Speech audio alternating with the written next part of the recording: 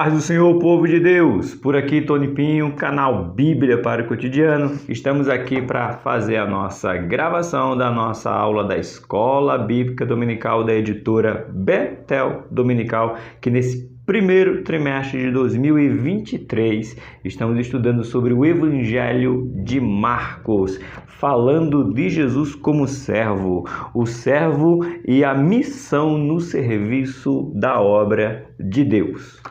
Essa é a capa da revista, aprendendo que Jesus veio para servir, mas servir como autoridade, que foi a aula passada, mas hoje, na nossa lição de número 7, vamos falar de a fé no servo. O servo aqui é Jesus, o Evangelho dos Milagres. Por que, professor Tony?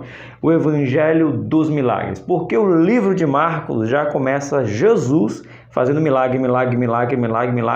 Já falamos sobre essa dinâmica de Marcos, né, escrevendo o seu livro, trazendo essa noção de milagre de Jesus o tempo todo. Ele já começa o capítulo 1 de Marcos trazendo essa conotação sobre milagres. Vamos ver? Vamos começar hoje diferente com a nossa Bíblia, ou a nossa régua, como eu gosto de dizer, Evangelho de Marcos. O nascimento de João Batista, o relato, na verdade, de João Batista, no princípio do Evangelho de Jesus Cristo, Filho de Deus, como está escrito no profeta Isaías: eis que eu envio o meu anjo adiante da vossa face, que é enviar João. Isso é o versículo 1. Perdão, isso aqui é capítulo 1, os primeiros versículos. Quando a gente vai para o versículo 9, a gente já começa a ver Jesus, o batismo e a tentação de Jesus. Curtinho, diferente do livro de Mateus, certo? Que nós temos o batismo de Jesus, a tentação de Jesus, tudo detalhado. Aqui não. A gente já começa o livro de Marcos falando de João Batista, dizendo que veio preparar o caminho para ele. O versículo 9 já começa falando do batismo de Jesus. No versículo 14 já começa com o chamado dos apóstolos, a vocação dos apóstolos. Quando a gente chega no versículo 21 do capítulo 1 de Marcos, a gente já começa a ver cura. Por isso que é a fé no servo, o Evangelho de Milagres, porque no capítulo 1 de Marcos a gente já começa a entender. Quer ler um pouquinho? Vamos lá, olha só. Entrando em Cafarnaum, logo no sábado, indo ele à sinagoga e ali ensinava. E maravilhavam-se da sua doutrina, porque o ensinava como tendo autoridade. Foi a lição passada. E não como os escribas. E estava na sinagoga deles um homem com um espírito imundo, o qual exclamou dizendo: Ah, que temos contigo, Jesus Nazareno? Vieste destruir-nos? Bem sei que tu és o Santo, o Filho de Deus. Os demônios, essa foi, repito, a lição. Tivemos no domingo pela manhã, né? Vou mostrar para você a lição de número 6. Se você não viu aí no canal, você vai entender quando você vê essa aqui, que é a autoridade sobre os demônios. Na verdade, foi a autoridade sobre a natureza, a autoridade sobre os demônios e a autoridade sobre as enfermidades. E aqui os demônios reconhecendo. Então, Jesus expulsa o demônio daquele moço e traz cura. Então, por isso que eu quero fazer esses primeiros minutos te falando desse aqui, a fé no servo, o Evangelho de Milagres. O livro de Marcos já vai relatar Jesus fazendo milagres ainda no primeiro capítulo, ok? Agora sim, vamos para a nossa lição, vamos para a nossa revista. Essa lição será aplicada no dia 12 de fevereiro de 2023, lição de número 7. Texto áureo se encontra no livro de Marcos, capítulo de número 11, versículo de número 24. Lembrando mais uma vez que o pastor Abinair, ele não segue sistematicamente, capítulo por capítulo. Ele vai juntando um capítulo daqui, um capítulo dali. Hoje mesmo ele volta para o capítulo de número 2. A lição da semana passada, a lição 6, ele falou sobre o capítulo 4, tá? Já falei isso, é a didática dele. Ele não faz corrente, ele não vai expor versículo por versículo, ou passagem, capítulo por capítulo, melhor dizendo. Ele vai pegar conforme a necessidade, ao tema da lição da semana. Então, a nossa leitura, primeiro, texto áureo, Marcos capítulo 11, 24, nos diz assim: Por isso vos digo que tudo o que pedires, orando, crede que o receberei e ter-lo-eis.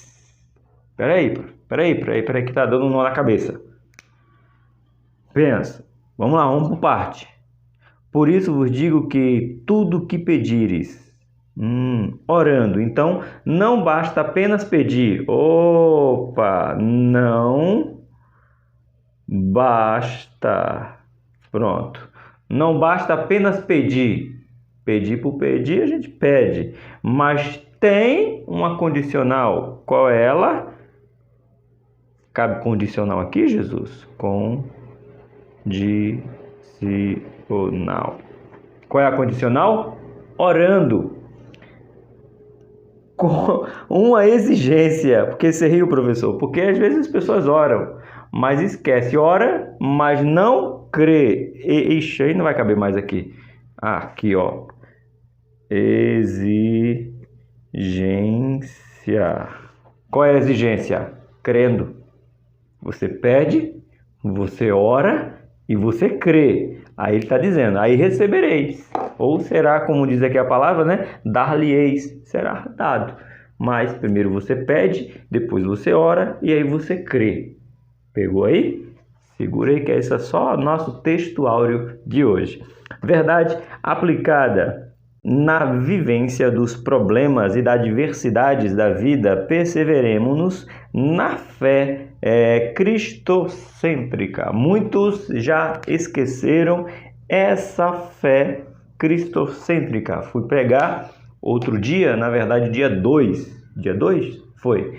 Dia 2 desse mês, fui pregar na igreja de um amigo e eu pedi, né, eu já falei até aqui no canal, nessas lições aqui mesmo, nesse trimestre, o hino 400 da harpa. Em Jesus, em Jesus, em Jesus, o que? Tudo que eu preciso eu me encontro em Jesus. Porém, no entanto, portanto, muitos não estão mesmo mais crendo em Jesus. Está crendo no pastor, está crendo no apóstolo, no reverendo, no bispo, no papa, na freira, no santo, tá? Menos em Jesus. Precisamos voltar às nossas mensagens cristocêntricas, Jesus, do começo ao fim, sem esquecer do meio. Eita glória!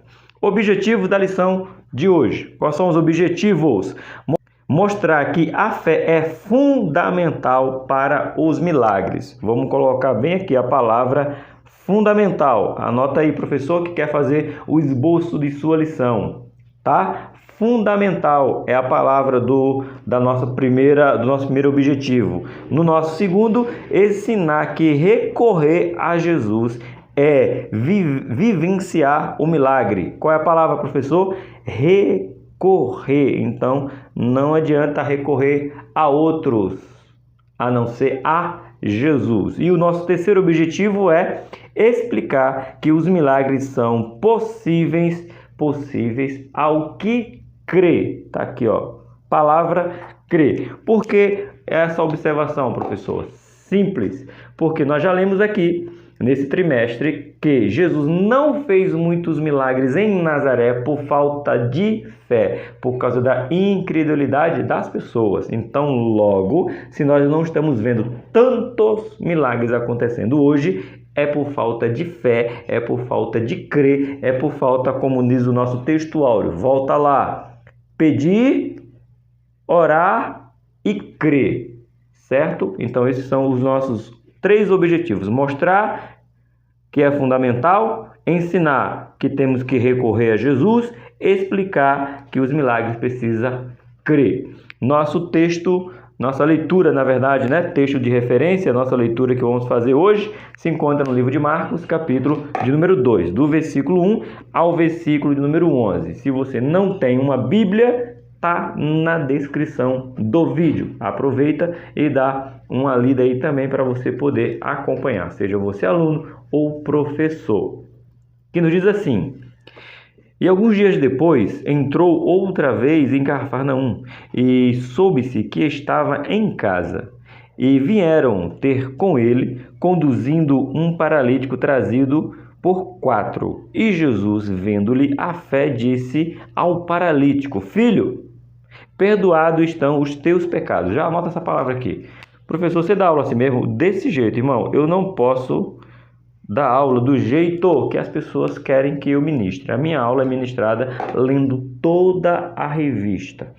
Ah, professor, só precisa ler o tópico. Na sua aula você lê só o tópico. Na minha aula eu leio toda a revista, toda a lição. Qual o problema? Nenhum. Isso se chama didática. Você tem a sua, você usa a ferramenta que Deus te deu, do jeito que Deus te deu, e eu uso a minha do jeito que Deus me deu, que é ler, parar, meditar, olhar. Você sabe qual é a frase que eu mais amo ouvir e faz tempo que eu não estou ouvindo aqui no canal e já está me preocupando? Olha só, 10 minutos de aula e essa frase está me preocupando aqui no canal por não estar ouvindo mais ela. Sabe qual é a frase? Professor, o senhor explica fácil demais. O senhor é simples demais para explicar a sua aula. É muito simples a sua aula. Estou sentindo falta. Eu não quero falar palavras difíceis em grego, aramaico. Eu não quero falar, irmãos, palavras que confundam você. A minha responsabilidade como professor é facilitar a vida do aluno, simplificar o texto que ele está lendo e não compreende. A minha responsabilidade é facilitar. Então eu estou sentindo falta desses comentários. Professor, isso explica fácil demais, eu entendo tudo que você fala, a sua simplicidade é muito boa, estou sentindo falta. Então sinal que eu tenho que voltar a ser mais simples do que eu estou sendo, porque essa é a vocação do qual Deus me chamou. Então vamos parar e prestar atenção nesse versículo de número 5. Perdoados estão os teus pecados. Já disse e repito, este homem que foi levado por 4 amigos, ele foi atrás de perdão de pecado ou foi atrás de milagre? Aí é que está o problema no nosso contexto generalizado agora. A gente quer Jesus para milagre, a gente não quer Jesus para perdão de pecado. E toda cura que Jesus realiza, nunca realizou cura por curar, mas toda cura que Jesus exerceu foi para salvação. Perdoados estão os teus pecados. Então, se os meus pecados estão perdoados, logo eu atingi, ou eu alcancei, ou foi me dado o quê? Salvação. Você pode buscar Jesus por um milagre de cura, seja ele câncer, seja ele enfermidade, seja ele qual for a enfermidade, qual for a doença, mas Jesus sempre vai ter salvação para te dar. Foi o que ele ofereceu para aquele paralítico descendo no meio daquela reunião que não tinha lugar nem perto da porta. Mas Jesus disse que perdoados estão os pecados. Eita glória! Recebe aí, professores, alunos! Nota 10 para vocês. 6. E estava ali assentados alguns dos escribas que arrazoavam em seus corações, dizendo... Eita, foi o que o professor Éder, dando escola bíblica dominical no domingo, nos falou. Jesus era tão poderoso, que as pessoas não falaram nada sobre ele dizer, perdoados são os seus pecados. Elas apenas pensaram. E Jesus sabia tanto, tinha tanta autoridade, que disse, eu sei o que vocês estão pensando. Eita, eu sei. Jesus está dizendo para você, agora eu sei que você está pensando do professor Tony. Agora. Meu Deus. Versículo número 7. Por que diz assim, blasfema? Quem pode perdoar pecado senão Deus? Esse é o nosso mal. Eu não perdoo, quem perdoa é Deus. Mentira, isso Jesus já viveu isso. Ah, quem perdoa é Deus. Pois é, Deus fala, perdoai-vos uns aos outros. É perdão. E outra coisa, vem aqui que eu vou dar um adendo para ir para a lição de novo. Perdão não é sentimento, perdão é mandamento. Ou você obedece, ou você não obedece, ou você é obediente, ou você é desobediente. Então, perdoar não é opcional para quem é cristão. Nós simplesmente perdoamos. Ponto. Versículo 10. Ele pulou o versículo 8 e foi para o versículo 10. Diz assim: ora,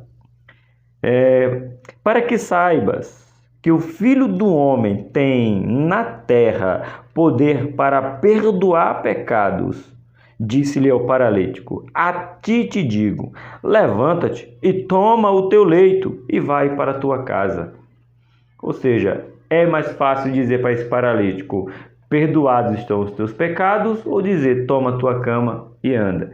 Tem muita gente querendo questionar o método de Jesus trabalhar. Tem muita gente querendo questionar o método de você dar aula. Tem muita gente querendo questionar o jeito de você pregar. Tem, irmão. Não se preocupa não, irmão. Questionaram Jesus do jeito que ele agia. Você acha que não vão questionar o meu jeito, o seu jeito, o nosso jeito? Vai, mas fica firme, porque você tem que saber que quem te chamou foi Deus e não mas quem está ao teu redor. Eita glória!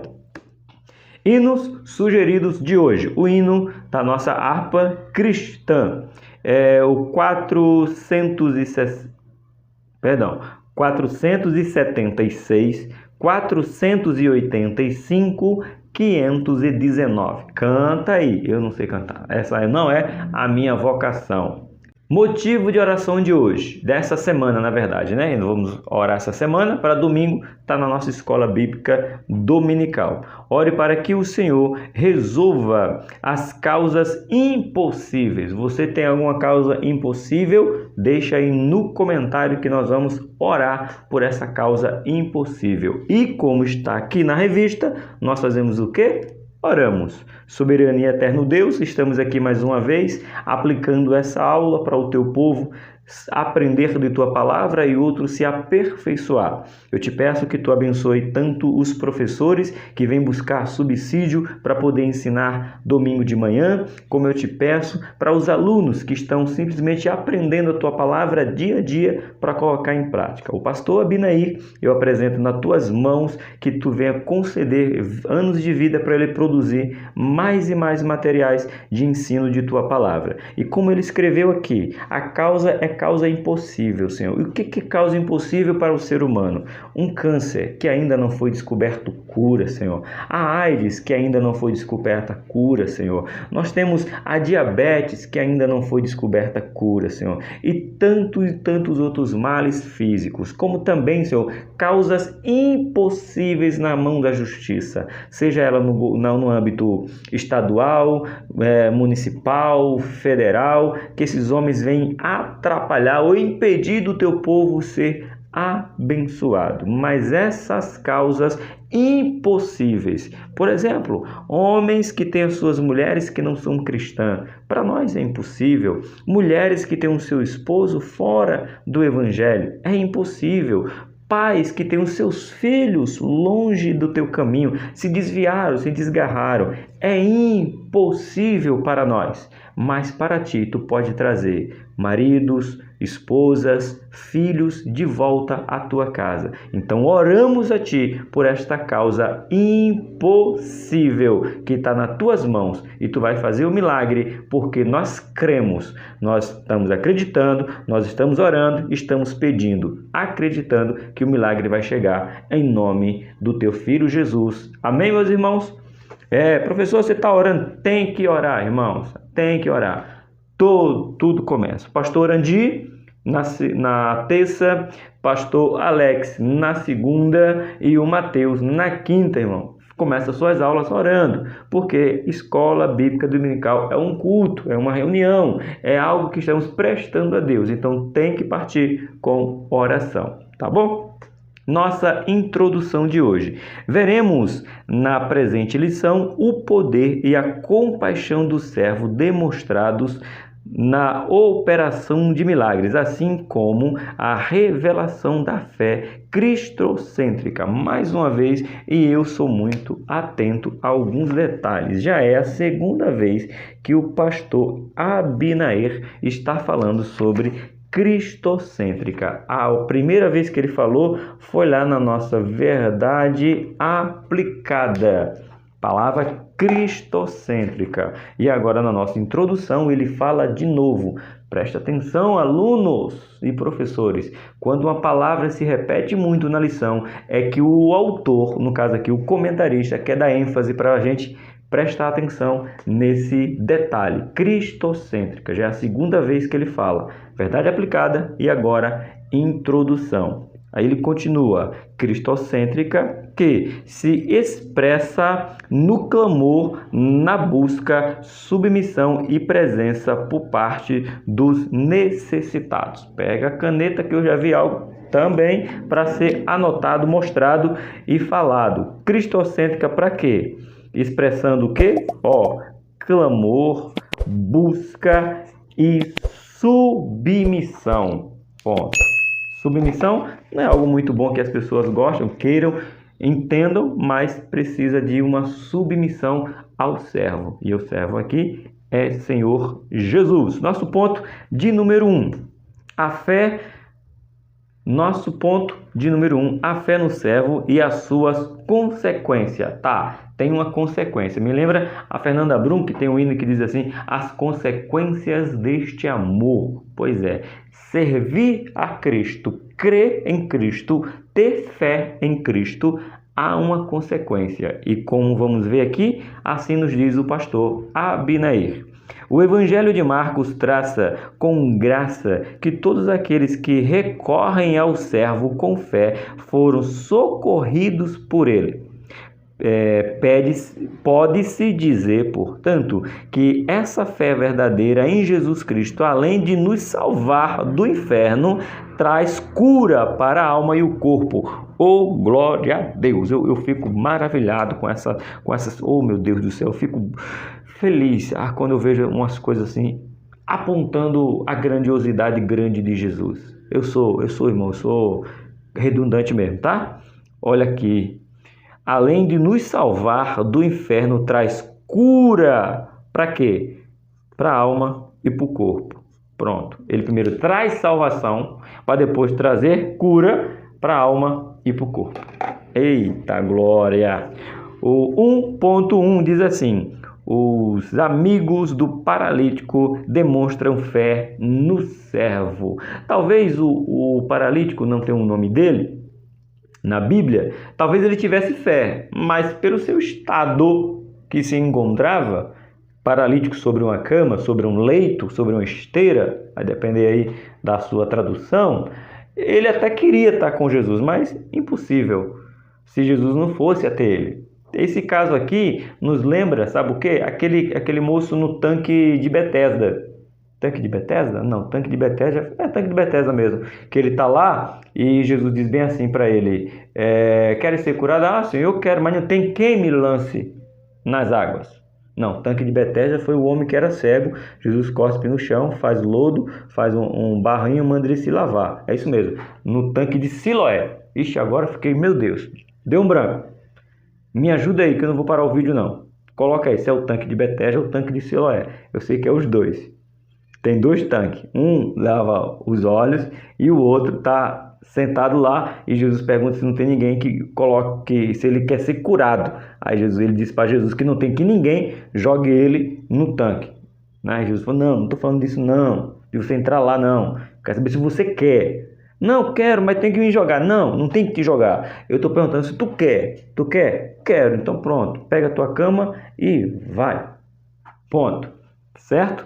Então, se eu errei aí, na verdade não eu errei, eu estou na dúvida se é o tanque de Siloé ou se é o tanque de Betesda. Eu sei que é um dos dois, tá bom? Aí depois você procura e ajuda aí. É bom que você me ajuda a procurar. Então, também, se Jesus não vai até ele continuaria paralítico da mesma forma. Então, esse moço aqui, dos 4 amigos, podia até ter fé, mas não tinha como se encontrar com Jesus se Jesus não fosse até ele. No caso, como Jesus não ia até ele, os amigos tiveram a ideia de levá-lo. Já falei em outra aula e vou repetir, que é para ficar gravado em sua mente.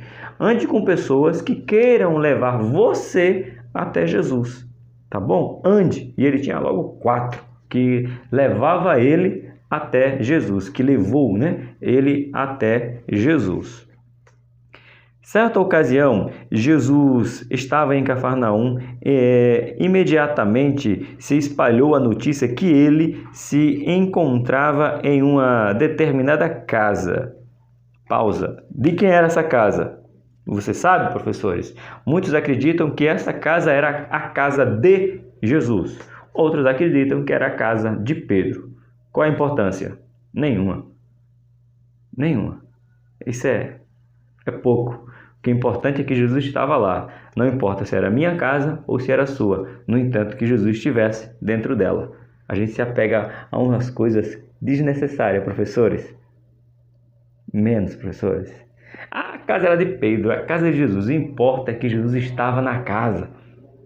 Jesus está na casa. E Jesus estando na casa, para mim, tanto faz de quem é a casa, irmão. Eu quero estar lá.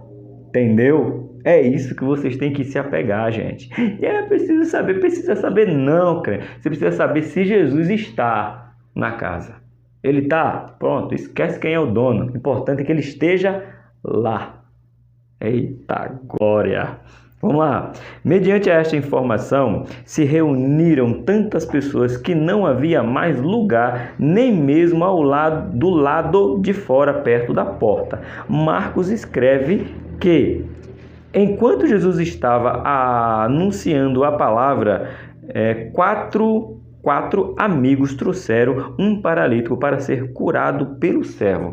Ah, meu Deus, aqui eu estou com vontade de fazer um vídeo só sobre isso. Se eu estiver pregando, estou com o microfone, porque Deus, porque Jesus e o Espírito Santo, e alguém pode se levantar no meio do culto e trazer outra revelação, além dessa que eu estou aqui expondo, ou não pode? Eu estou pensando em fazer um vídeo como esse, mas eu já vou dando um spoiler. Qual spoiler? Jesus estava pregando e ele foi interrompido por 4 amigos que atrapalhou o culto, o ensinamento da palavra para Jesus fazer o milagre. Eita, professor, você está colocando fogo no parquinho? Tô. Será que tem gente achando que porque ele está com a palavra naquele momento, ele é intocável? Eita, tem. A palavra está comigo, eu sou intocável. Oi? A palavra estava com Jesus e ele foi interrompido para fazer um milagre. E quem é você? Quem é você que vai estar ministrando a palavra e Deus não pode dizer assim, eis que eu quero falar? A palavra é minha, e se a palavra é minha, eu atrapalho, eu paro a hora que eu quero. Vamos, esse é para outro vídeo, eu quero fazer um vídeo só sobre isso. Mas eu dou ênfase aqui porque Jesus foi atrapalhado. Diz o texto que Jesus estava pregando, estava ensinando e foi interrompido por 4 amigos. É fato, não é o que eu penso, é o que a Bíblia diz, professores. Eita, isso aí dá pano para manga, mas eu vou fazer um vídeo, sabe? Eu vou fazer. Vamos para a nossa lição. Entretanto, devido a toda aquela gente, eles não puderam levá-lo até perto de Jesus. Movido por uma genuína fé, estes amigos venceram as dificuldades que o momento apresentava, quando tomaram a atitude de abrir um buraco no telhado da casa, fazendo o amigo chegar até a presença de Jesus, o servo, onde aconteceu o milagre. Atos o que, irmão? Marcos, capítulo 2, versículo 4. Atos, Jesus, que Atos o que? Marcos, capítulo 2, verso de número 4. E não puderam aproximar-se dele por causa da multidão. Descobriram o telhado onde estava e fizeram um buraco, baixaram o leito em que jazia o paralítico. E Jesus, vendo-lhe a fé, disse ao paralítico: Filho, perdoados estão todos os teus pecados. Interessante que Marcos não ressalta a fé do paralítico, mas a fé dos amigos do paralítico. Prestou atenção? Pega essa daí. Um subsídio aqui da Bíblia de Estudo Roma, não conheço. Falando da Bíblia de Estudo Roma, ô Jesus, tá lá do outro lado. Eu ganhei, irmão, eu ganhei uma Bíblia, irmão. Bíblia da escola dominical. Meu amigo Ronaldo veio aqui, irmão, trazer de presente pro meu aniversário, que foi dia 2 de janeiro. Me deu a Bíblia, ele veio trazer lá de Barueri para Diadema. Ele veio trazer uma Bíblia, me deu a Bíblia de Estudo. Tá ali ainda, ó. Tá ali. A Bíblia de Estudo, escola dominical, irmão. Ô, irmão. Obrigado pelos que me amam e por gratidão me presenteiam, né? Tá ali, ó. Porque eu tô falando da Bíblia Roma aqui que eu não tenho, e eu ganhei a Bíblia de Estudo da Escola Bíblica. Oh, Jesus, tu és maravilhoso. Obrigado, viu, Ronaldo? Mais uma vez, fica registrado aqui a minha gratidão e as minhas orações por você e por toda a sua família. A Bíblia de Estudo Roma diz aqui: descobrindo o telhado, traduzido literalmente, destelhando o telhado, né? Que é no literal. As casas na Palestina, em sua maioria, eram estucadas de um pavimento com telhado plano em uma escadaria externa. O telhado era usado para trabalhar, secar roupas, dormir e orar. Dá uma ênfase aqui, essa informação muito importante que acaba agregando. Por quê? Era o formato que eram as casas. Aqui tinha a casa e a sua grande maioria, lá na Palestina, ela tinha como se fosse o primeiro andar. E a gente vê vários relatos. Um dos relatos é sobre a vida de Pedro. Diz que Pedro estava dormindo no telhado da casa do Simão Curtidor e ele tem aquela visão que Deus desce com aquele alimento, né, que ele fala que é impuro, mas na verdade está falando dos que não eram crentes, para ir lá na casa de Cornélio. E ele está ali dormindo, orando, até que ele desce. No livro de Mateus, eu esqueço qual é o versículo, mas quem gosta de mencionar muito ele é o pastor João Henrique Palharim, da igreja Paz e Vida, acho que é Paz e Vida, do João Henrique Palharim, pregadores do telhado, né? Porque o que Jesus até diz, que ouvissem em secreto, anuncia-lhe aos telhados, ou seja, um gritava para o outro, ia se comunicando, né? Aqui em São Paulo tem muitas casas de laje, né? Então a gente começa a conversar. No Nordeste nem tanto, mas aqui tem, conversando de laje por laje. Então lá em Israel tinha essa cultura. Então era de laje, então o que eles fizeram? Abriram literalmente a laje. Lógico, irmãos, quem sabe que a estrutura da laje no tempo de Jesus é completamente diferente da estrutura de hoje, tá? Era barro, madeira e cipó, né? Mas era uma laje que aguentava uma pessoa em cima, tá bom? Então eles fizeram um buraco. E aqui na Bíblia Roma fala que com certeza caiu sujeira, irmão. Lógico, pensa, gente. A gente não pensa nesse detalhe, né? Caiu sujeira sobre aquelas pessoas. E quem sabe até sobre Jesus. Alguém abrindo um buraco ali e caiu sujeira. Mas Jesus não está preocupado com a sujeira que estava caindo. Jesus queria saber o que estava acontecendo para que se abrisse aquele buraco. E era por uma boa causa, ou seja, para uma melhor causa, né? Era 4 homens com fé que queriam ajudar um amigo que era impossibilitado de chegar até Jesus. Eita glória! 1.2. Um dos principais das sinagogas demonstraram fé no céu. 4 amigos comuns que a Bíblia não fala nenhum nome. Mas também, no ponto 1.2, um príncipe da sinagoga. O que seria príncipe da sinagoga, professor Tony? Simplificando, tá bom, irmão? Esse é o meu método de simplificar. Seria os pastores da igreja. Ele é responsável pelaquela igreja. No caso aqui, esse príncipe da sinagoga, ele era responsável pela sinagoga. A sinagoga, simplificando, professores, preste atenção. Alunos, simplificando, não é simplificar, é contextualizar. Seria as igrejas, né? Nós temos os templos centrais, onde cabe 10, 20, 30 mil pessoas, e temos as igrejas espalhadas. Isso era as sinagogas. O templo era um só. Porém, em cada cidade tinha as sinagogas, que era para o povo ir lá receber instrução, receber oração, fazer. Ali tinha. Então, representava, simplificando, como se fosse as igrejas de hoje, tá bom? Simplificando. Vamos lá. Na passagem em que Jairo recorre ao servo, podemos nos aprofundar sobre a fé, pois toda a narrativa de Marcos mostra que Jesus é a esperança dos desenganados. Esta abordagem de um pai aflito nos mostra que o impossível pode acontecer quando Jesus intervém. Lembra que essa toda passagem, deixa eu marcar para não me perder aqui. Aqui, ó. Eu vou ler para você, que tem várias passagens assim, mas você lembra que Jairo estava desesperado, porque a sua filha tinha 12 anos e estava para morrer. Ele ainda não sabia que tinha morrido, mas ele convida Jesus para ir à casa dele. E Jesus vai. Só que antes de Jesus chegar na casa de Jairo, ele já recebe a notícia: não incomode mais o mestre, pois tua filha já morreu. E Jesus diz para Jairo o quê? A menina não dorme. A menina não morreu, apenas dorme. Crê somente. E Jairo diz: vamos lá. E Jesus chega lá, todo o contexto, e diz para a menina: Talita cumi, ou que é em hebraico, né?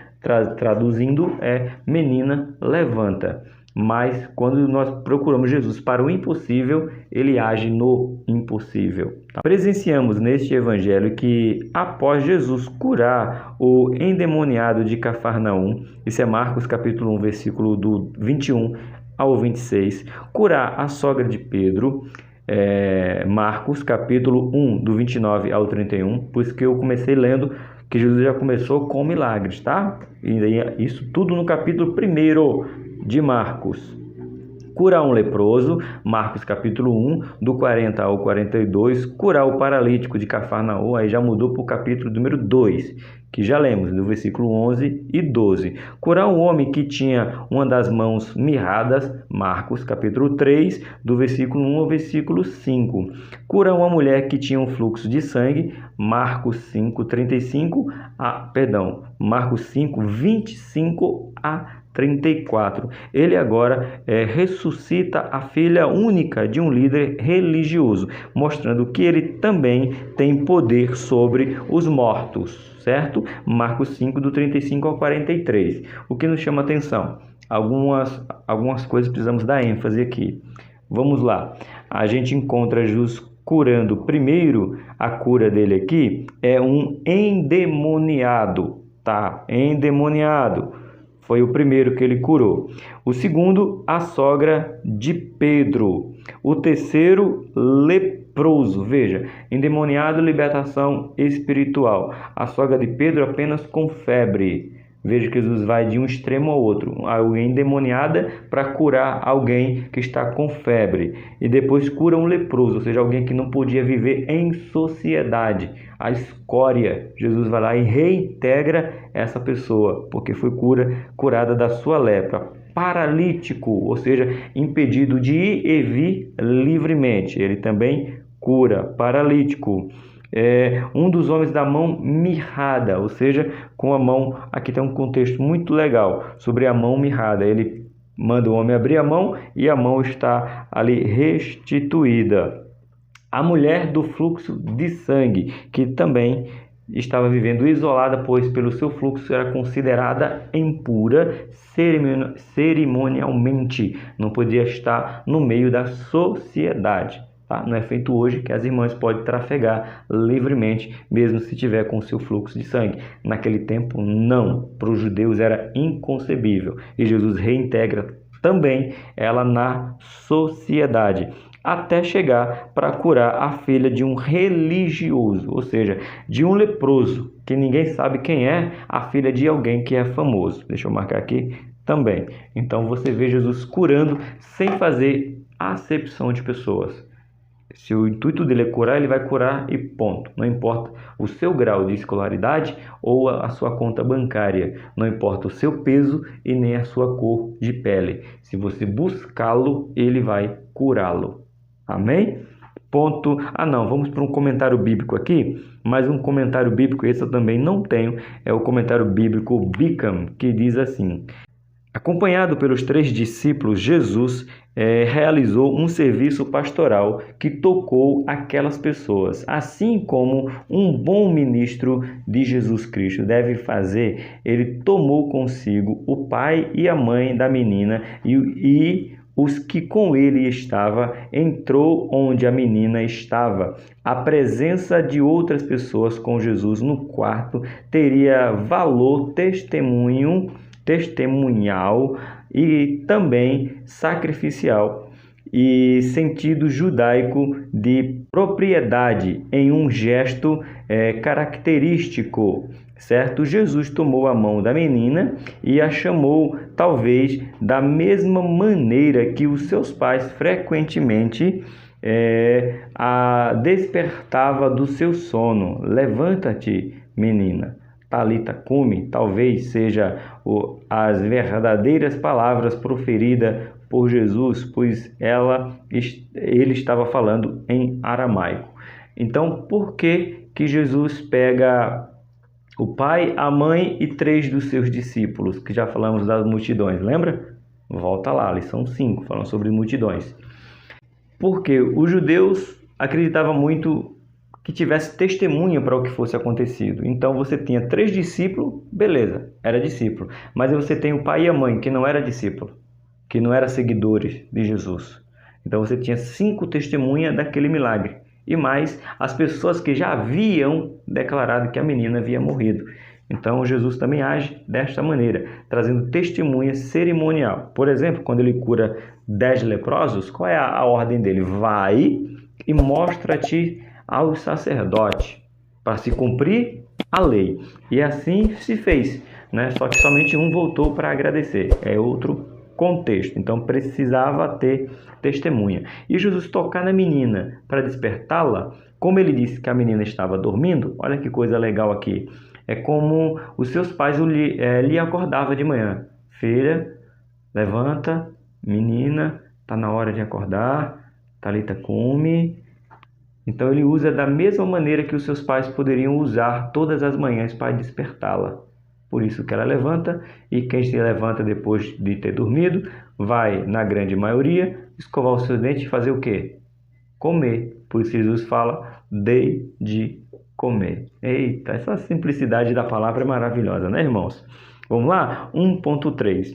Um estrangeiro demonstra fé no servo. Falamos de 4 amigos anônimos, falamos de um príncipe da sinagoga com nome, chamado Jairo, que também teve fé, e agora vamos falar de um estrangeiro, e aí a gente pode aplicar na nossa vida, porque nós éramos estrangeiros, um povo do qual não me conheceu, mas eu vou reconhecer como povo, que somos nós, tá bom? Que diz assim, o 1.3. Marcos diz que a intenção de Jesus ao entrar em uma casa nos termos de Tiro e de Sidom era que ninguém soubesse da sua presença ali. É preciso falar mais uma vez. Por quê? Eu já falei para vocês, porque às vezes tem pessoas mal intencionadas, que elas querem dizer que Jesus não queria aparecer, que ninguém tocasse, ninguém estivesse perto. Não, porque tinha um problema. Qual era o problema? Quanto mais gente, mais difícil seria para as pessoas chegar até Jesus e receber a sua palavra. Acabamos de falar do paralítico, que teve que descer pelo teto até Jesus. Então, quando ele chegava, ele dizia assim, eu vou atender todo mundo. Só não diz que eu estou aqui, senão eu não consigo. Vai tumultuar o negócio. Vai chegar tanta gente que vai ser impossível eu atender todo mundo. Então, todas as vezes que você vê na Bíblia, e ele estava lá e pedia e queria para não se pronunciar, era por esse motivo, tá bom? Porque quanto mais gente, ficaria difícil ele atender todo mundo. E Jesus é daquele, irmão, que não faz assim, não, seja todo mundo curado. Jesus é daquele de toque, tocar, abraçar, chamar, como eu chamo as crianças, vem para cá. Jesus é perto, irmão. Jesus é de relacionamento, de estar cada vez junto, tá bom? Era por este motivo. Fica aí essa notinha de rodapé. Entretanto, vimos que ele não pôde manter-se distante da execução da sua missão. Marcos conta que parou uma mulher cananeia que fez uma petição, não para ela, mas para o servo libertar a sua filha das forças que a oprimiam. Então, Jesus estava nos termos de Tiro e de Sidom, terra estrangeira. E aí você já tem outro estrangeiro de estrangeiro, entendeu? Eu sou brasileiro de Pernambuco, ou seja, sou pernambucano, brasileiro, e vou pedir Jesus que é judeu. Então eu sou do Brasil, mas além de ser do Brasil, ainda sou lá de Pernambuco, nordestino, entende? É estrangeiro do estrangeiro, Jesus veio para socorrer da mesma maneira, foi essa mulher. Tiro e Sidom já era terra estrangeira, mas ainda tinha a Cananéia. É forte demais. E ela não pede por ela, pede por sua filha. Por isso que nós pais temos que continuar pedindo pelos nossos filhos. Esse moço aqui, ó, Rosil é o nome dele, Rosil Neto. Temos que continuar pedindo pelos nossos filhos, incansavelmente, tá bom? Continuando, é curioso observar Jesus contrapôs de maneira, no mínimo, curiosa o pedido daquela mãe desesperada quando diz: deixa primeiro saciar os filhos, porque não convém tomar o pão dos filhos e lançá-los aos cachorrinhos. Isso é Marcos capítulo 7, tá bom? É bom que se diga que alguns estudiosos da Bíblia não anomeiam sobre esta interpretação para ela. Filhos. Trata-se de uma alusão aos judeus, enquanto que cachorrinho se refere aos gentios. Deixa eu ler tudo aqui que eu venho com a explicação para você, eu venho simplificar, tá? Notemos que esta mulher, além de mediadora, era também sábia, pois respondeu ao servo corretamente e assim ele respondeu positivamente e realizou o pedido daquela mãe.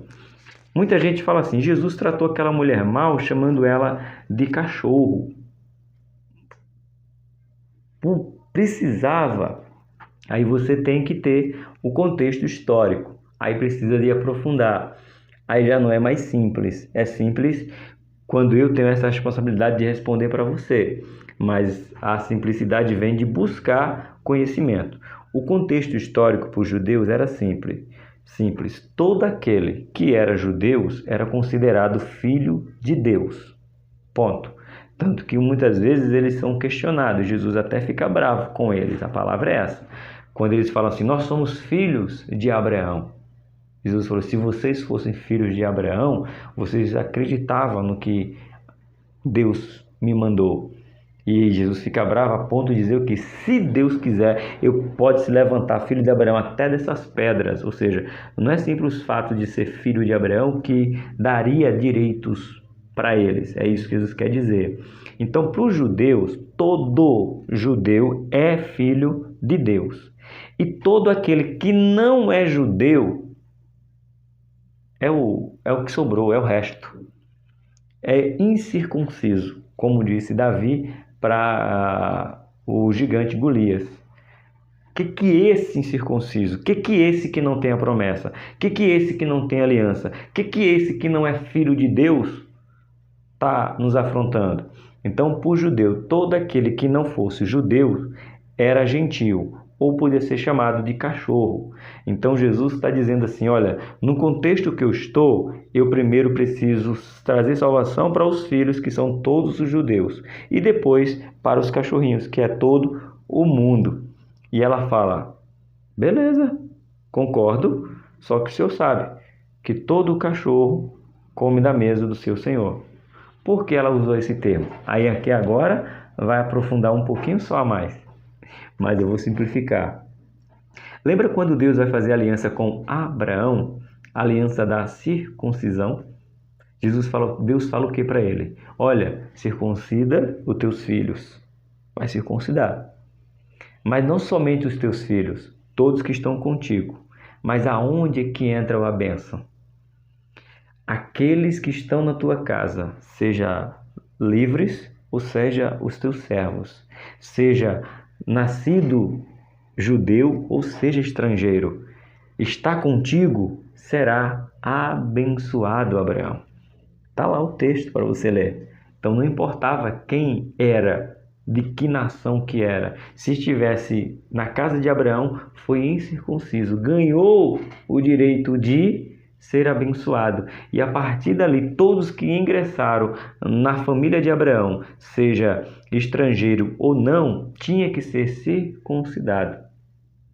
É isso aí. Então, eram os cachorrinhos comendo da mesa dos seus senhores. Então, é contexto, irmãos. Jesus não ia chamar cachorro como a gente tem o contexto de hoje, de animal. Apesar que, abre-se um parênteses, olha a minha mão, abre-se um parênteses. Tem muito cachorro, muito mais cuidado do que certos humanos, não tem? Tem. Meu Deus, eu vou falar isso, Jesus? Ah, eu vou. Queria muitas crianças ser tratadas como cachorrinhos. Irmãos, tem muita criança, tem maridos, tem esposas que gostariam muito, muito, muito que fosse tratado como cachorrinho nos nossos dias. Ah, vocês sabem que tem.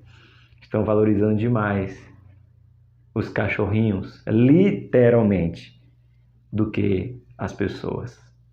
Tá bom? Então esse é o contexto que Jesus se direciona àquela mulher. Eu ensinei o que para você hoje? A fé é um item imprescindível para quem deseja viver para Deus. Neste sentido, devemos andar com pessoas de fé que nos aproxima de Deus e nos auxilia a suportar os infortúnios da vida. Recapitulando, nós temos 4 amigos que levaram alguém para ser curado. Nós temos a filha de Jairo que foi curada. O pastor da igreja, vamos colocar assim. E nós temos aqui uma mulher que não era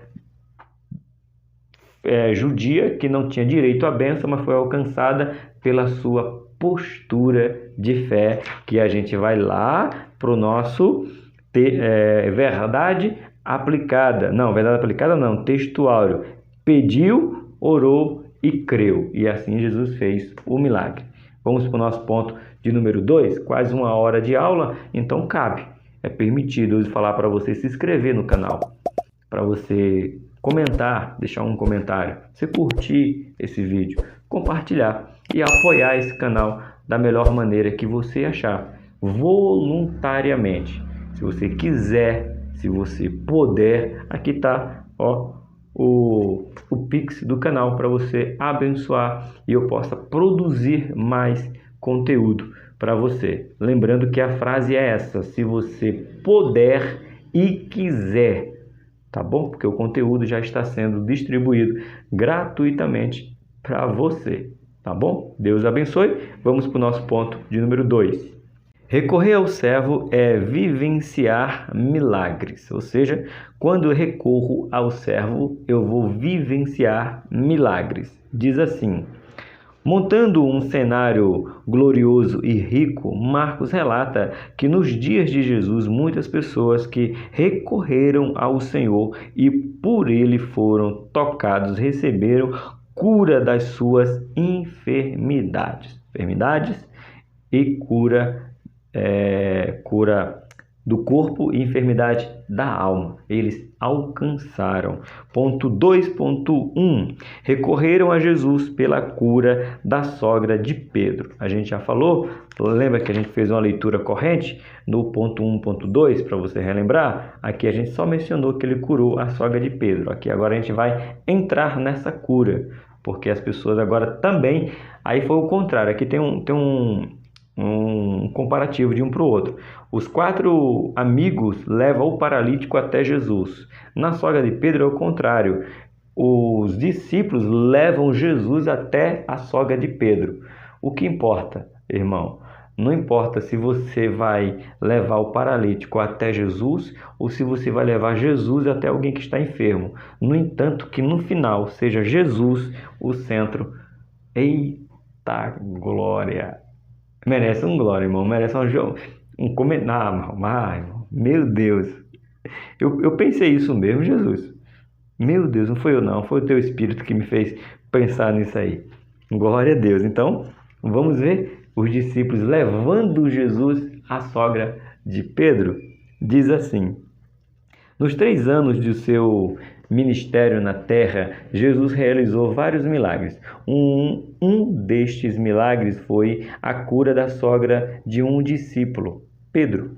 Marcos informa que ao entrar na casa de Pedro, falaram do estado de saúde da pobre mulher que estava febria. Marcos capítulo 1, por isso que eu falei, o Evangelho dos Milagres, né? Evangelho de Marcos, Marcos 1:30.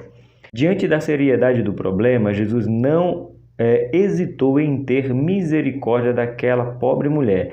Afligiu-se entre os evangelhos que uma das razões da cura dos enfermos no ministério de Jesus estava em sua capacidade de demonstrar compaixão.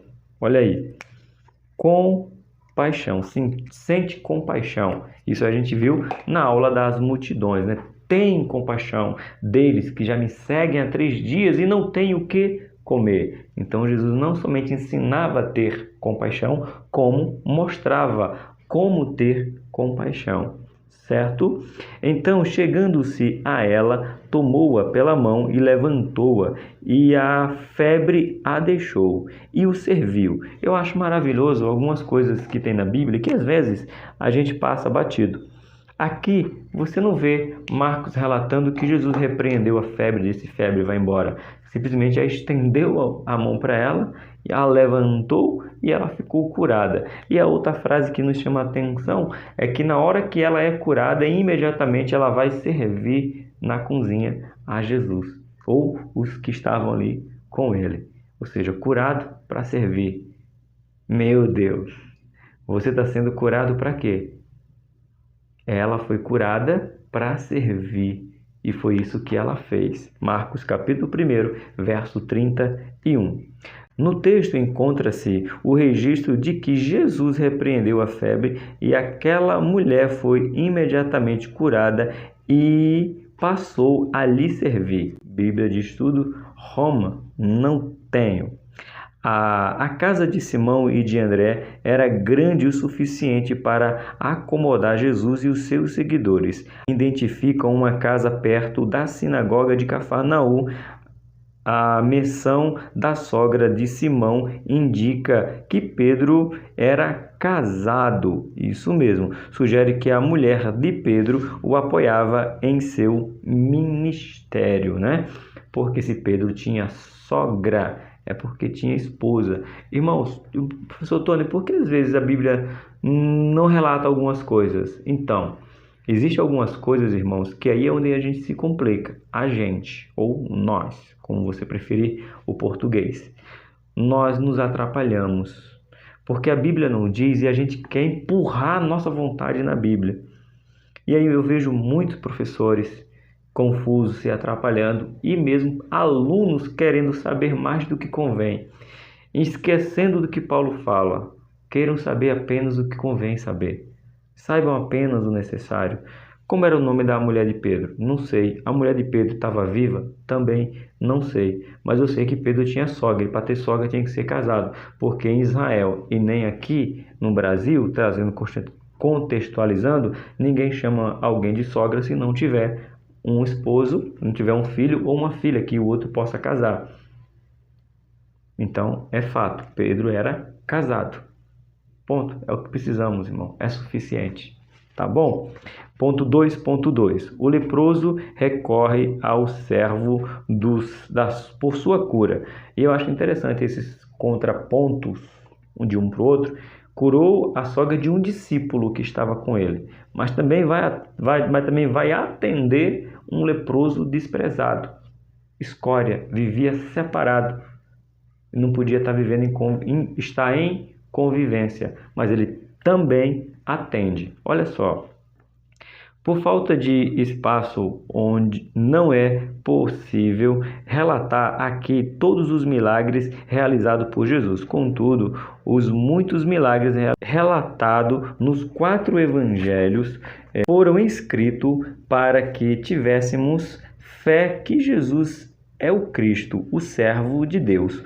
Um destes milagres realizado pelo servo encontramos nos evangelhos sinóticos, que são os 3, né? Não 4. 3 evangelhos sinóticos. Quando um leproso se aproxima dele, roga-lhe que o curasse daquela terrível enfermidade. Isso é Marcos capítulo 1, verso 40. Olha só. E aproximando-se dele um leproso, que rogou-lhe e, pondo-se de joelho diante dele, dizia: se queres, bem podes limpar-me. Olha só, se queres. Perguntar para Jesus quer curar alguém, irmão. Mas se chama humildade, reconhecendo a miséria que ele estava, que era o estado de lepra, a pior doença que alguém poderia ter. Mais uma vez, simplificando, seria a lepra para os dias de hoje que nós vimos hoje, seria um câncer. Não que você não possa estar com a pessoa com câncer, mas o câncer era a lepra comparada com o câncer, porque a lepra era incurável. 99% de quem pegava lepra morria com ela, morria leproso. Então, trazendo para os dias de hoje, o câncer, 99% das pessoas não consegue resistir. Existem muitos paliativos para o tratamento do câncer, mas a cura só quem pode dar é Jesus. E o leproso sabia disso, por isso que a frase diz: se queres, bem podes limpar-me. Nesta hora, assistimos que mais uma vez o Filho de Deus teve compaixão e disse: quero ser limpo. Eita glória, tu és maravilhoso, Jesus. Jesus pode dizer para você hoje: seja curado desse câncer que os médicos não podem, mas Jesus pode. Mas só Ele pode te dizer isso. Tá bom? Eita glória. Afigura-se que, após dizer essas palavras, no mesmo instante a lepra desapareceu e aquele homem ficou curado. O bispo Abner aqui coloca: a fé é imprescindível em nossos relacionamentos com Deus. A fé cristã não se baseia no que vemos, mas no que cremos. Oh glória! É por este motivo que a fé é tão importante para todos nós. Vamos notar essa frase do bispo Abner? A vida cristã não se baseia no que vemos, mas no que cremos. Não é porque eu vejo, é porque eu creio. Tá, glória! 2.3. O cego Bartimeu recorreu ao servo por sua cura. Aqui você tem o paralítico, que é ajudado por 4 amigos. Lá Jairo, que vai buscar cura para sua filha. Você tem os discípulos que levam Jesus até a casa de Pedro para curar a sogra. Aqui o leproso que vai até Jesus. E agora alguém que está literalmente à margem da sociedade. Mas ele sabe que somente ele pode alcançar a graça e a misericórdia do Senhor, que é gritando: Filho de Davi, tem misericórdia de mim. Tem até a música, né?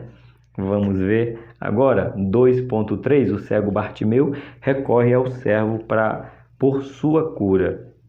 Não temos dúvida alguma de que, ao restabelecer a visão ao cego Bartimeu, Jesus transformou todas as áreas da vida daquele homem.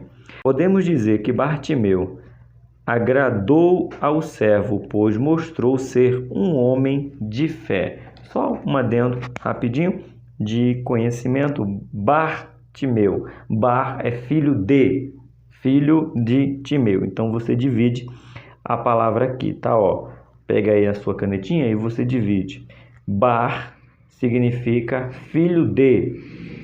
Timeu, nome próprio, filho de alguém. Bartone, filho, no caso não, Bar-Hélio, porque o meu pai é Hélio, então é Bar-Hélio. O cego, Bar-Hélio, o filho de Hélio, eu, entendeu? Então aqui Bar significa filho de quem? Timeu, que é aqui.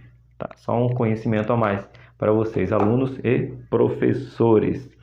Marcos relata que, ao ouvir alguém dizer ser Jesus de Nazaré, que estava passando por ali, o cego começou a gritar dizendo: Filho de Davi, tem misericórdia de mim. Marcos capítulo número 10. Observamos na história deste cego o verdadeiro motivo pelo qual a Bíblia enfatiza que sem fé é impossível agradar a Deus. Ou seja, literalmente, aqui a palavra é essa, literalmente ele cria sem ver. Não é trocadilho, não é para rir, não é brincadeira. Não. Literalmente, ele é o sinônimo de que eu não preciso ver para crer. Esse aqui sim, Bartimeu, ele tinha a noção de que 100% ele tinha uma fé genuína, porque ele não viu Jesus. Ele apenas ouviu o que Jesus estava passando. Nem ouvir Jesus ele estava ouvindo. Ele ouviu que era aquele tumulto, aquele aglomerado ali passando, era Jesus. Mas ele nem ouviu Jesus e nem viu. Então, literalmente, ele sabia o sentido maior da frase que diz que a fé é o firme fundamento das coisas que não... Pronto, ele não estava vendo, mas creu. Filho de Davi, tem misericórdia de mim. E Jesus para, né? E o atende. Se bem observado, Bartimeu podia ser cego fisicamente, contudo conseguiu enxergar o invisível, ou seja, é a fé. Mais um comentário bíblico da Bíblia de Estudo Roma. Este relato contrasta o que o cego podia ver, aquilo que os discípulos não podiam.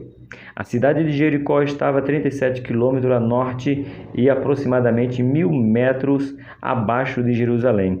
A grande multidão que peregrinava na Páscoa. Esta é a segunda vez que Marcos identificou Jesus como de Nazaré e a única vez neste evangelho em que alguém se dirige a Jesus como filho de Davi. Designação messiânica baseada em 2 Samuel 7, do 11 ao 14, Marcos 10, 11 e Marcos 12, do 35 ao 37.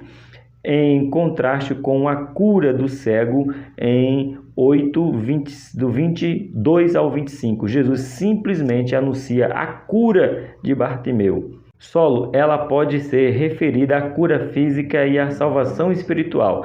Bartimeu experimentou as duas, tanto cura física como cura espiritual.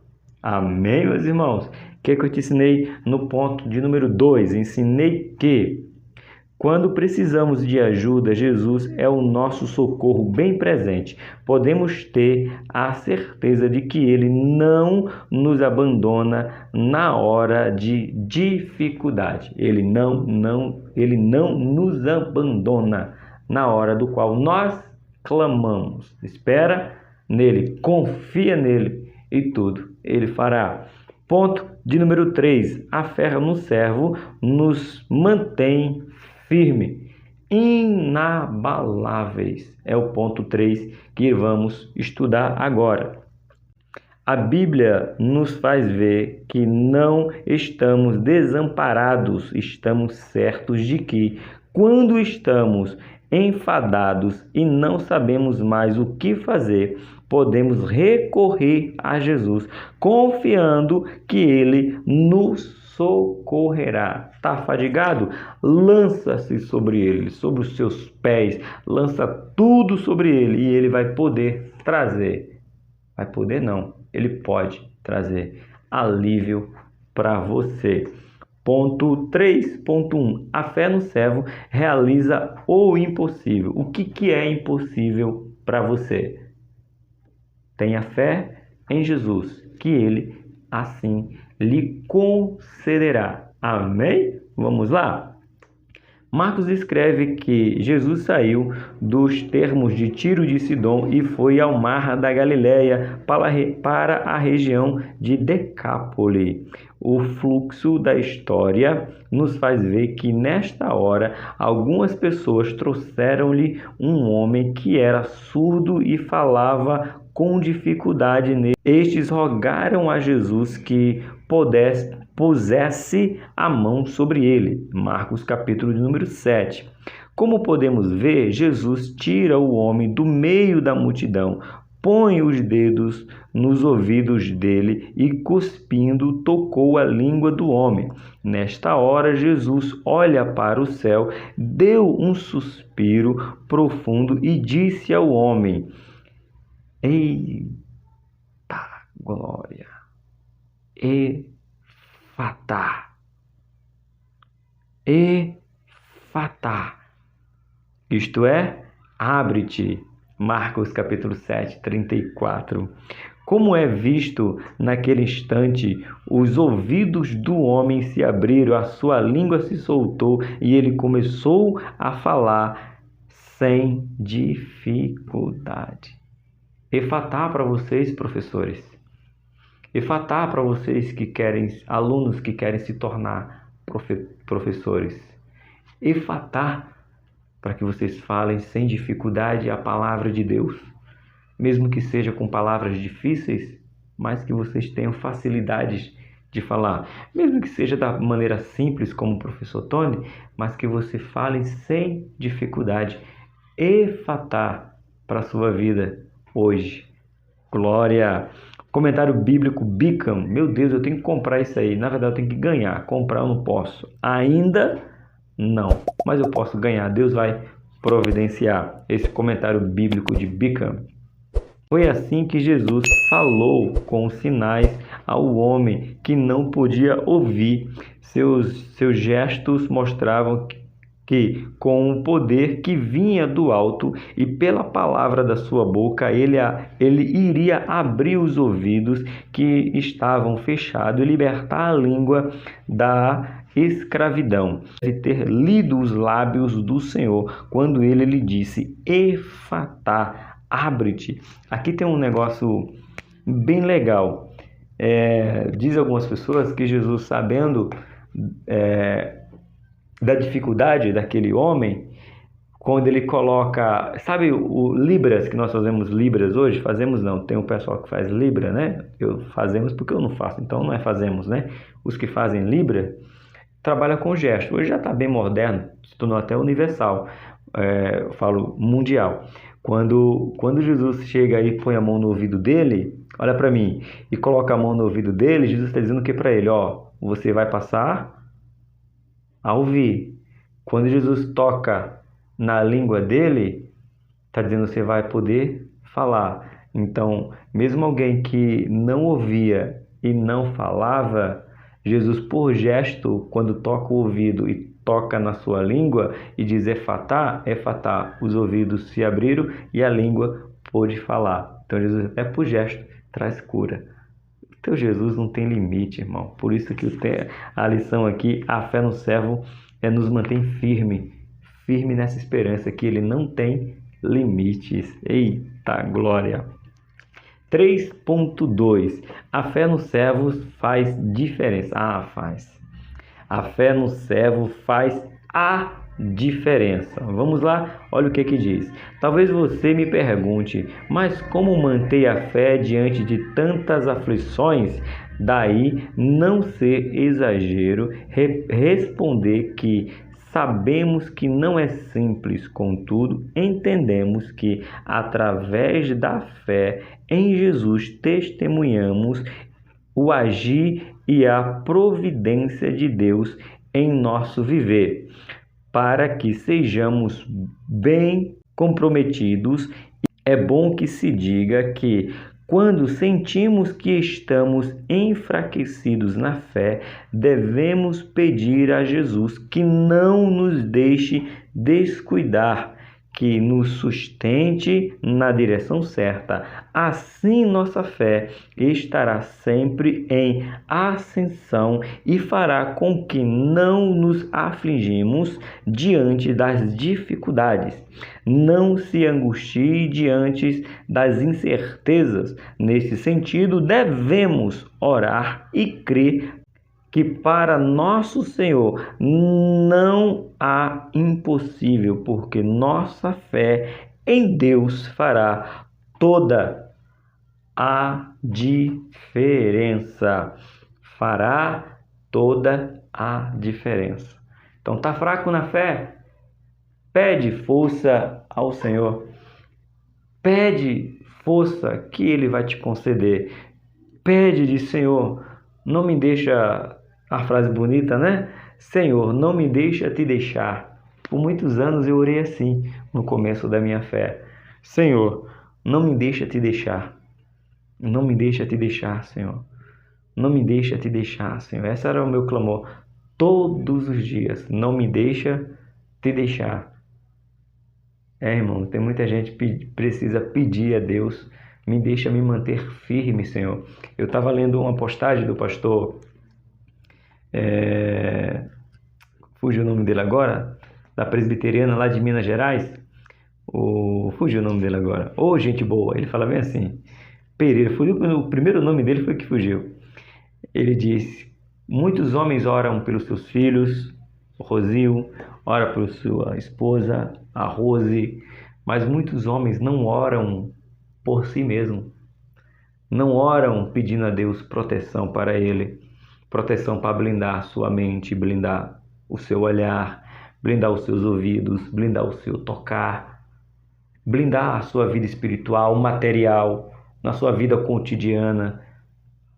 Ele dizendo que muitos homens pedem para tudo a Deus, só não pedem para eles próprios.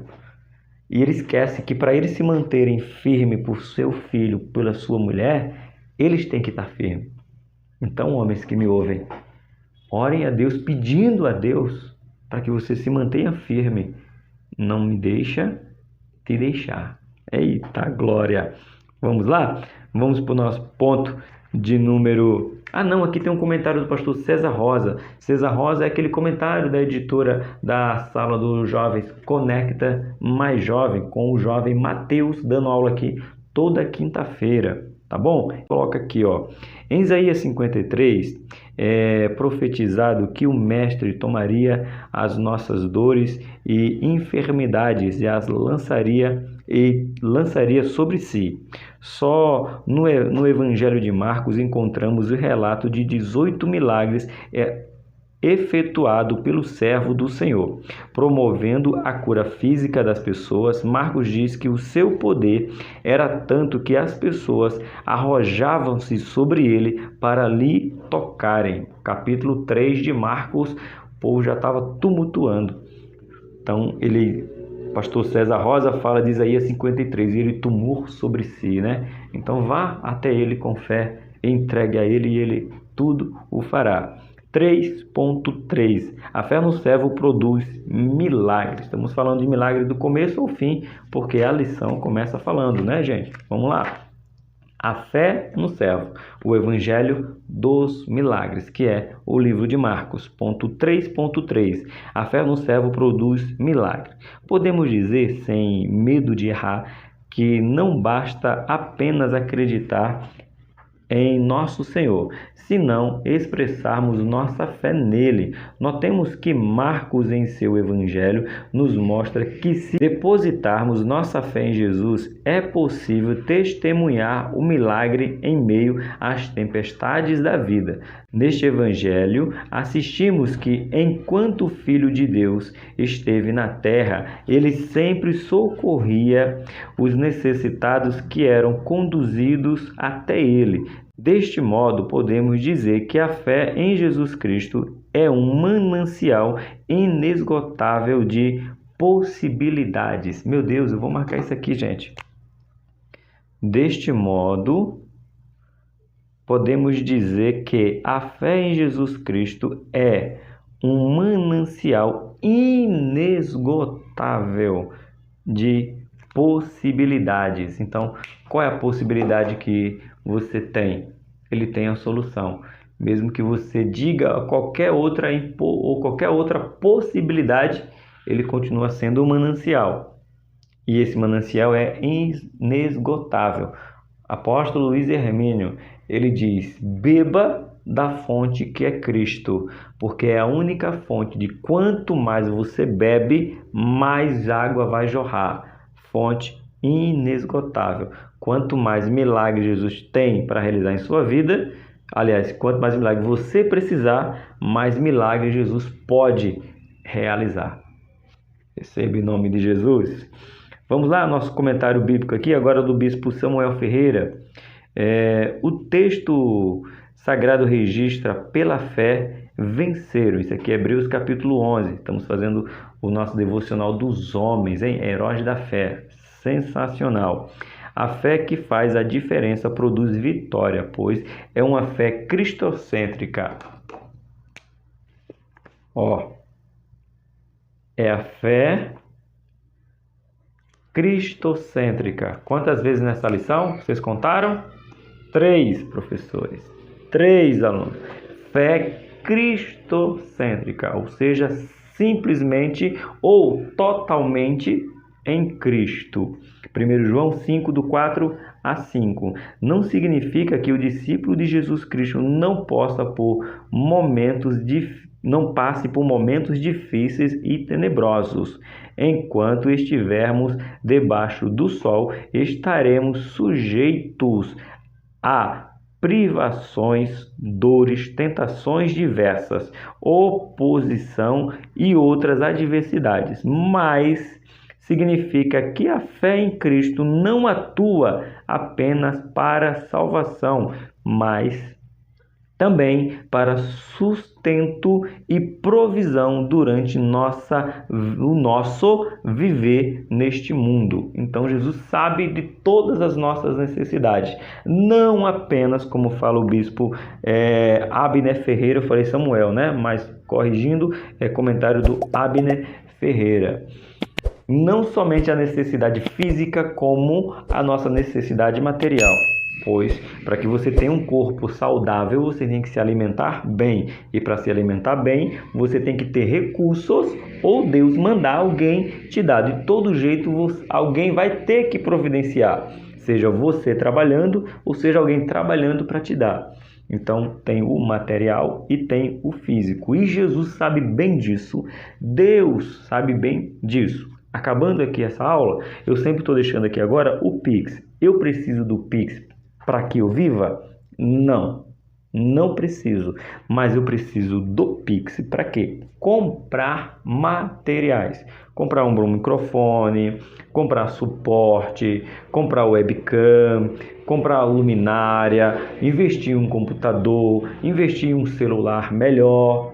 Para isso, o meu trabalho, que trabalho de segunda a sexta, das 7 às 5, no sábado até meio-dia, sustenta a minha casa, paga meu aluguel, compra meus alimentos, porque Deus me concede. Então, às vezes, a pessoa precisa entender, eu preciso de milagre 100%. A minha esposa precisa de milagre, o meu filho precisa de milagre, mas eu tenho que entender, você tem que entender que não é somente milagre espiritual. Precisamos de sustento material. Então, fique bem claro que esse Pix aqui não é porque eu preciso da sua ajuda financeira para sobreviver. Não.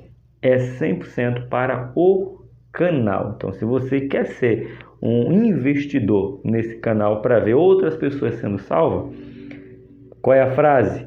Se você quiser e puder, tá bom? Mas Deus sabe a nossa necessidade, tanto espiritual, física e material. Espiritual, salvação. Física, cura. E material, nos manter nesta terra. Tá bom? Eu ensinei o que para você? No ponto de número 3. A fé que determina a vitória não está repousada em méritos pessoais, contentamento dos prazeres humanos ou na concretização de sonhos. Todavia, em Jesus Cristo, olha aí, o servo de Deus. Todavia, em Jesus Cristo, o servo de Deus. Precisamos e Ele sabe que precisamos, mas a nossa maior esperança é o retorno e a glória da vinda do Filho de Deus. Para concluir esta lição de hoje, nos diz assim o pastor Abinaí. Como visto na lição, O milagroso agir do servo está intimamente relacionado ao exercício do seu ministério, porque seus milagres são a confirmação de sua divindade e o testemunho do cumprimento das promessas de Deus para o seu povo. Você é povo de Deus, então essas promessas deste servo que veio trazer cura, trazer libertação, trazer sustento, é para você. Porque todo aquele que crê, pedindo, receberá. Por aqui, Tony Pinho, canal Bíblia para o Cotidiano. Continue orando pelo Rosil e pela Rose. E lembrando que amanhã de manhã tem o nosso devocional Café com Deus Pai. Deus é o meu Pai e é o seu, e quer tomar café com você todo dia. Que Deus te abençoe, você tenha uma excelente aula em nome de Jesus.